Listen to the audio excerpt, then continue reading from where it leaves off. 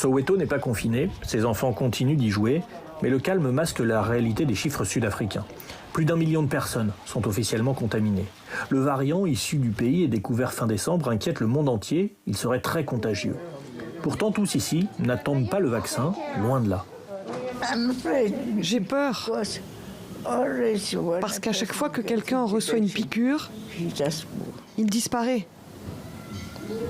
Alors on ne fait pas confiance au vaccin. Quand des parlementaires se feront vacciner ou des gens comme ça, ou qu'une personne malade recevra une dose et qu'elle se rétablira, je serai rassuré et je me ferai aussi vacciner.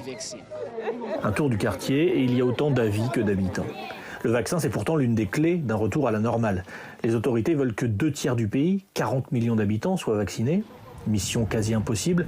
L'Afrique du Sud ne serait pas prioritaire, selon son président Ramaphosa. Son coup de gueule, en marge d'un sommet à Davos, n'est pas passé inaperçu. Nous voulons ces vaccins aussi vite que les autres pays qui les ont déjà demandés. Car personne n'est en sécurité si certains pays vaccinent leur population et d'autres non. Nous devons agir ensemble dans ce combat contre ce coronavirus.